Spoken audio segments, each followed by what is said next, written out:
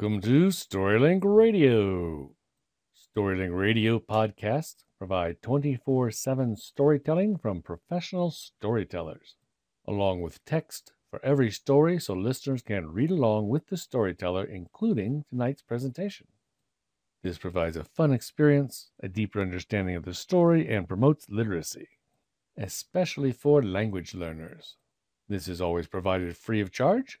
Please visit www.storylinkradio.com. Tonight's story is The Scotsman and the Flower Girl by Harold Lamb. We are presenting live tonight from a virtual world recreation of Venice.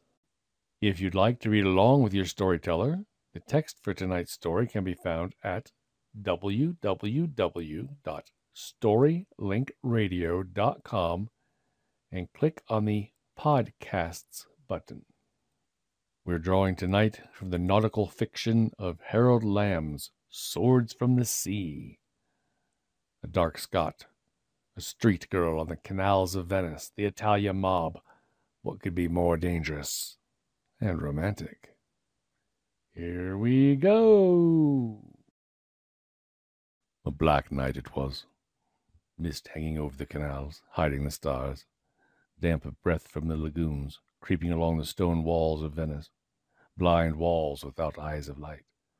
Through the darkness Donald Band made his way, listening to the warning cry of an unseen boatman, peering at the red blur of a lantern swaying over the black surface of the water. An ungodly night, he thought, shifting his kit to his other shoulder. And a strange city with canals where streets should be, and blind walls instead of honest doorways. In all of Venice he knew no living soul, having come off a ship that very evening with his great sword at his hip, his buckler on his back, and his garments and gear slung over his shoulder in a red velvet caftan that he had taken from a slain Egyptian mameluke. For Donald Bond was home from the wars in the East, finding his way home from the Crusades after 6 years of service. A dark Scot he was, with candid grey eyes and few words. A brown beard curled on his long chin, and Baron's mantle hung from his wide shoulders. Women looked at him invitingly, but he went on his own way as a rule, having found these outland girls even more troublesome than the lasses of the clan of Erin. In a leather wallet, slung securely from his belt under the mantle, he carried his gleanings of the last 6 years, a few gold dinars and bezants, mixed with silver coins and maybe a jewel or two. For the present, Donald Band was in search of a decent lodging for the night where the people spoke good Norman French and the wine had good body to it. Like a fine peach moscato from Fredericksburg, perhaps. He was having trouble finding such a place, though. Other men pattered by unseen, their footfalls echoing between the walls. They knew their way about. When he accosted a Venetian and the other laid hand to knife, scowling, and slipped away, if he spoke to a group in the Norman French of the armies, they answered a mocking gabble that sounded like Latin. "'Tis no police Latin, I'm thinking, nor the dog lingo of the Catalan lads. 'Tis fair uncouth, it is."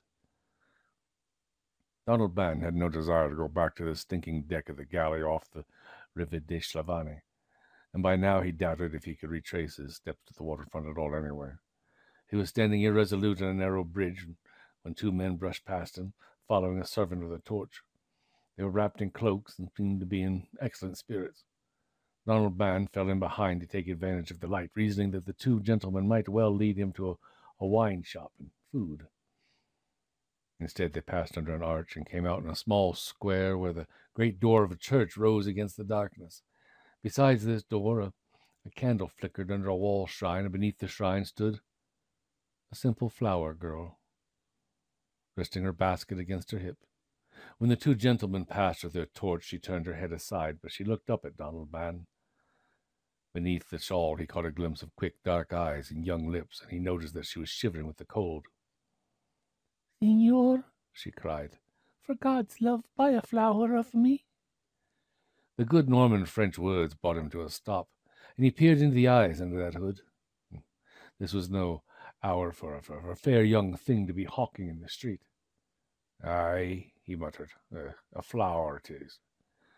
Beyond the sea, Donald Band had fallen in with the soft-skinned Syrian girls and the women of Cairo who smelled of musk and paint. But not for long, long years had a slender lass looked up at him with shy eyes and spoken Christian speech. He thought she might be French, adrift like himself in the misty city of gabblers and quarrelers. So instead of taking coppers from the pocket in his mantle, he loosed his wallet to find a silver coin. But which one do you wish? She smiled, thinking that he had such somber eyes, and that she had not beheld the like of him among the young lords of Venice. He had put down his bundle and was fumbling in the wallet. Two will I have, yonder red and... With those words, a thief struck at him. The Scot saw the flash of a knife passing under his hands, a jerk at his wrist, a cry from the girl, and the robber leaped back into the mist, escaping a sweep of Donald's long arm. With him he bore off the wallet. Donald sprang after him, saw his shape vanish into the maw of an alley. At the alley mouth, the Scot turned back reluctantly, knowing that a chase into darkness would earn him no more than a knife between his ribs. The thief had his purse, and Donald had not so much as a silver shilling upon him now to pay for bed or bite. At the shrine light he found two men standing by his bundle, confronting the girl, and recognized the pair whose torch he had followed hither. One, a sallow youth clad in black velvet, spoke to him in Italian and then in French. Signore, the alley birds have flown away with your wallet, But we caught this little dove for you before she could escape into the church. The girl shrank back against the wall, clutching her basket. By Our Lady, I swear I know naught of this. Pardieu, you swear prettily, don't you, little thing? The youth in black thrust the shawl from her head and surveyed her idly. Vittore, here's a rare, sweet handful. I am minded to carry her off to judgment. The man called Vittore, an older fellow with a scar upon one cheek, laughed and said something under his breath, holding fast the while to the girl's wrist. She stared up at them like a wild thing at the feet of hunters, and Donald, looking from one to the other, made up his mind. Let it be, Donald said. I'm thinking she had no hand in this stealing. You do, and I, the young Italian responded, I think otherwise, sir. I pray thee, stranger, stand aside. I am Paolo Bragora of the Cadoria. Said it, let it be, and I shall hold to my word. Neither hurt nor harm hath come to me from this maid, Signor Paolo, so loose her. Rather I will send thee to meddle with Satan. Bragora's hand caught at his sword hilt, and Donald drew his round shield over his head upon his left arm. Before the swords could be drawn, Vittore clutched his companion's shoulder and whispered gently. As he listened, the youth's expression changed. You are new come to the city, then, he asked. An Englishman is like? A Scot, Donald corrected him, of the clan Ireland that followed the Bruce. Well. See, you're a man to stand your ground. I see that well. And what need that we should bear steel for this girl of the night? Then loose her. With a smile at the Scot's stubbornness, Bragora signed to Vittore to release the girl, and she vanished after one swift bird-like glance up at Donald Ban. You are very over-trusting, Signor Danal, Bragora observed, affable again. Behold, you are robbed by a cut purse and deserted by this wench. If we cannot restore your purse, perhaps we may find you another there. We were looking, Vittore and I, as it happens, for a bold wight who will not step back at the sight of a sword. A bold fellow, see you, who is yet a gentleman. Will you talk with us? It seemed to Donald Ban that he had those very qualifications. A bold wight will not step back at the sight of a sword. A bold fellow who is yet a gentleman. Aye. Donald Ban could see these qualifications in himself. And he must have food and bed, and to get them he might as well serve one man as another. Oh, aye, he said, picking up his bundle. I'll parley with ye. Bragora escorted him around the church through an alley that gave up upon a private court. Here he unlocked a narrow, iron-bound door that seemed to be part of a dark wall. Holding the smoldering butt of a torch high, he led the way down a corridor to a leather curtain where he paused to speak in rapid Italian. Yes, good, he explained. The Signor Zorzi, my honorable uncle, will greet you. The chamber behind the curtain was lighted only by a great charcoal brazier. An older man sat huddled close to it, his long fingers playing upon the lions' heads that formed the arms of his chair. He did not look up when Donald entered, but as the Scot surveyed the room, the barred embrasure that served for a window and the weapons hung upon the wall, he felt that the old Italian studied him covertly. Signor, Zorzi remarked in broken French. My nephew Paolo, he relayed to me that you serve me, perhaps this night. Is that so? Donald looked at the young Bregora expectantly. It is, Paolo vouchsafed, that you should carry a letter. Now, listen to the reason. We of the Bregora family are not men of warfare, yet in Venice we have many enemies. They are powerful. Even the names in the Golden Book of Nobility are not above their reach. You do not understand, I see. Enough that we are afraid. I say it without shame. I know a dagger slits the hide of a Bregora as quickly as that of a boat, but I am not a fool. Now, my uncle Zorzi has written a letter of warning to a friend. It must go this night to the Ca Conaro, that is to say, to the castle of the Conaro family, which lies distant a half-hour by water, and an island in the lagoon beyond Canareggio. Here he picked up the hourglass with the tally stick that kept count of the hours. See, the third hour is half ended, and the letter must go very soon. If I carried it myself, or a servant would be watched, followed. But no one in Venice except that flower wench knows your face. No one at all saw you enter this house. I do not hide the danger from you, but I believe you will reach the Cacanaro with a whole hide. When you have handed in the letter at the door, wait for the package they will give you and bring it to this house at once. Aye, and what then? Donald asked. We will then weigh out and put into your hands 2 silver pounds. And after that you are a free man. We trust you to keep your tongue between your teeth. Donald considered. It seemed clear enough to him. If he brought back the package they expected, the Bregoras would know that he delivered the letter. If he did not, he would have them pay. He responded, I'll do it. Much talk of a herd of the brigands and the like, but I have yet to see one who will stand up to an honest sword. Pade, Zorzi muttered. You may see even that, signor. Know you the bravi of our city, or the Signor del Norte, the lord of the night, who rules the boatmen and cutpurses and hath his spies even in this great council? At an exclamation from Paro, he fell silent. Then drew out a letter and tied and sealed. Very well. You will take this letter now, eh? Yes, Donald nodded. Now there is a condition.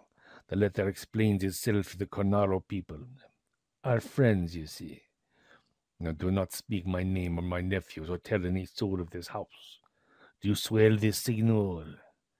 The Scot grunted impatiently, disliking oaths which were needless if men kept their faith and worthless otherwise. Aye. Thrusting the letter through his belt, he followed Bregora to the postern door, where the Venetian handed him 2 silver shillings to pay a boatman, explaining that any man on the canals would know the Cacanaro, and advising Donald to retrace his way past the church to the canal beyond before hailing a skiff. Then the Scot heard the door close behind him and the heavy bolts click home. It occurred to him as he turned away that he knew nothing of the face of this house, which might be one of the palaces on the outer canal. He could find his way back to the door, however, and that would suffice. As for his mission, he had no liking either for Paolo or Zorzi Bregora, and he wondered why they chose to pay 2 silver pounds to the bearer of a missive that any beggar could take for a shilling, although perhaps a beggar could not be trusted. Signor Donald, wait.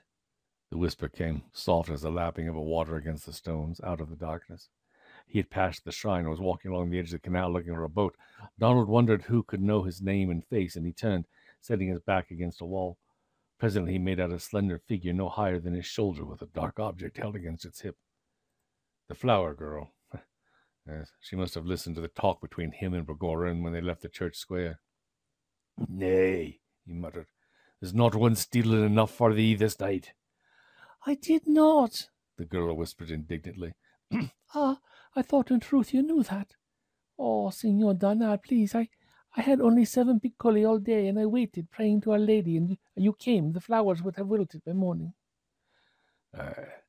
And now you have a blind mother and a grandsire who starves, but I have no more money, lass. I have no one at all, and I am not hungry because I bought bread with 3 of the broccoli and ate it while I waited for you. She came so close to him that her shawl touched his side. Ah, my lord, you must listen just a little. You went with Bagora, and he never does good. He's a spy. Ay, faith, meseems he lacks not company. Peering up at him, she tried to read his face. No easy matter at any time. Are you going forth upon this business of Bagora's, then? When Donald said nothing, she whispered anxiously. My lord, I fear you would. I heard the one with the scar say to him, By the blood, it was a terrible word he spoke. Here is the man for your hand, Paolo, and he hath no more wit than a blind ass. I heard him say this of you, my lord. The Scot grinned, and then rubbed his beard thoughtfully. Well, he had no such wit as these Venetians, but at least he would not be trapped by a girl's tongue. Why should she take thought for him unless she wished to learn his business? They send you to strike a dirty blow, She nodded gravely. so their own hands may be hidden. Do not go. When he tried to thrust her aside, she clung to his arm, and he could feel the rapid throbbing of her heart. My lord, you are not the sort of these braves. Listen to Marie. The one with the scar takes tribute from the beggars of San Marco and the Bragora dogs ladies at night. Once they stole a child from a contessa, and they demanded gold for it. May good Saint Michael let his anger fall on them. Please, Signor Donald, please. Dark eyes fluttered under the shadow of the hood, and a wisp of her hair brushed his cheek. She would not let him go his arm, and under her touch the blood warmed in his veins as if with wine. He pressed his lips to the tangle of hair, then swiftly kissed the warm mouth so near his own. And now the girl Marie had naught to say. She looked up at him, dimly seen as some vagrant elf of darkness. So, it is much better, she observed calmly. You come with me and forget Bragora's business. Nay, little Marie, the Scot objected. Bide a bit, and I'll find thee tomorrow. No doubt he thought the girl... She was a girl of the streets, and she had a way with her somehow. Not tomorrow, Lord. Now. You must come away with me now, Donald. Donald shook his head. Strange that she should have waited for him at the square. Then give me a little silver, she demanded. Ah, so that was it. Donald felt cautiously in his belt to make sure that the letter and the 2 shillings were safe. He did not mean to be robbed twice. Oh, no, not he. Get thee gone, Marie, he grumbled. Please. At that moment a skiff came drifting along the edge of the canal, and Donald hailed the boatman, who stopped abreast him. I will show you the way, Marie ventured eagerly. And I will be quiet, not troubling you at all. You'll bide here is what you'll do, said Donald grimly. He stepped into the skiff, thrusting it away from the shore. When he had seated himself in the stern, he saw her standing on the stone embankment, her basket in her arms, her head turned towards him anxiously. And she laughed like an excited child. His boatman was gabbling, waving his arms to ask where to go. Donald rubbed his chin thoughtfully. Someone had been lying to him, either the 2 Bragoras or this flower girl. Still, he had promised to carry the letter, and there could be no harm in that. A bargain was a bargain, and Donald needed those 2 silver pounds. Coconaro, he told the boatman, who nodded, gestured at the canal ahead of them, and stood up to the long oar. They lurched forward under the light of a bridge. Donald felt again to make certain his letter was secure, at first carelessly, then anxiously. The letter with its seals was there under his belt, but one of the 2 shillings had vanished. Aye, now why did she do that? He wondered. Marie must have taken it at that last moment. The Scot had never lost coin so heedlessly before coming to Venice yet. Why did Marie take only 1 coin away from him? The boatman weighed his oar and turned to listen, saying something that Donald could not grasp. After pointing behind them and shrugging his shoulders, the man leaned in against the oar, and they entered into the darkness of a lagoon. In the midst of the lagoon, nothing could be seen. Once Donald thought he heard the clunk of an oar laboring over the water, but no other boat approached.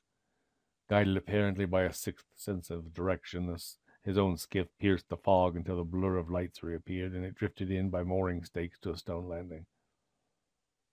The Ca Conaro was a square marble palazzo rising sheer from the water except for the small landing before the door.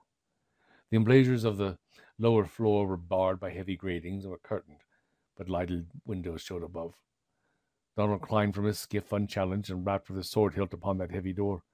A face appeared at the lookout opening, and a voice questioned him in harsh Italian. The Scot held up his letter. Slowly the door swung open, and he walked into a lofty, tapestried hall.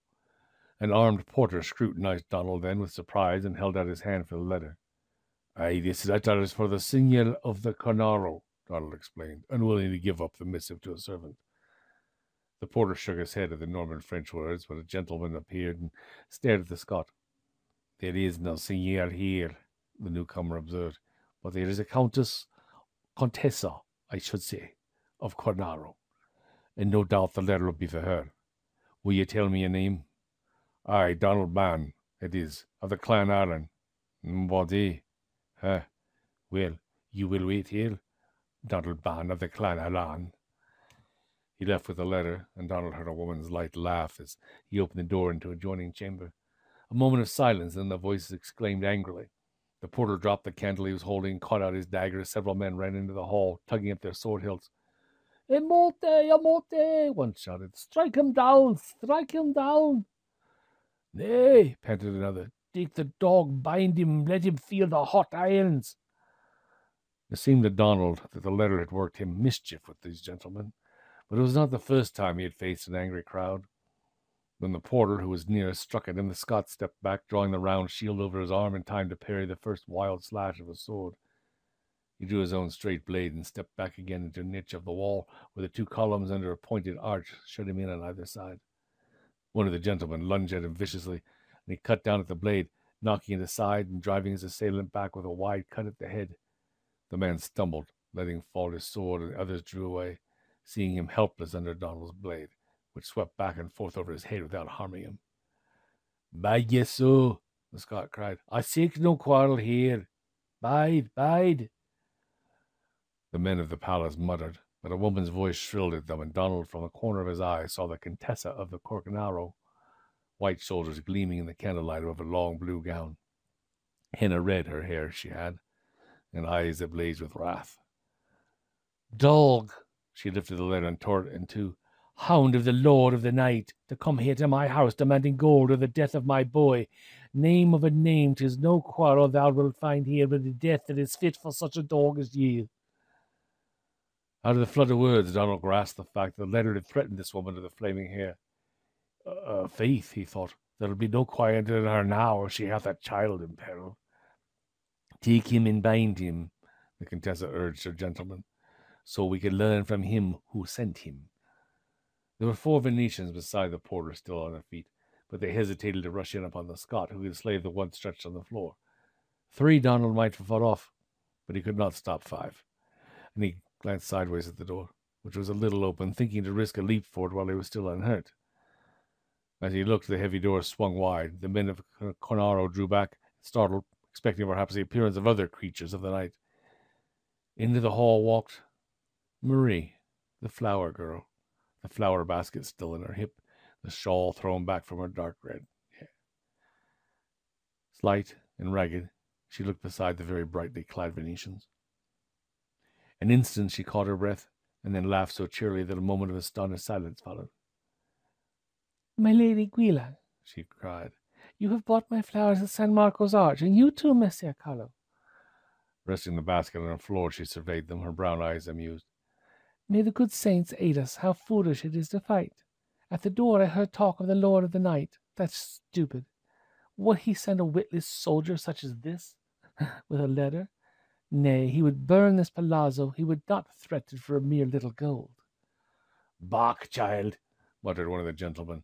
"'Tis the son of the Contessa they mean to take." "Messer Vitale," she retorted, "often have I seen you in the garden of the arsenal with a young lady who was not your wife, sir. But what do you know of the braves of the street? Now you are all frightened, and this soldier, he does not understand why."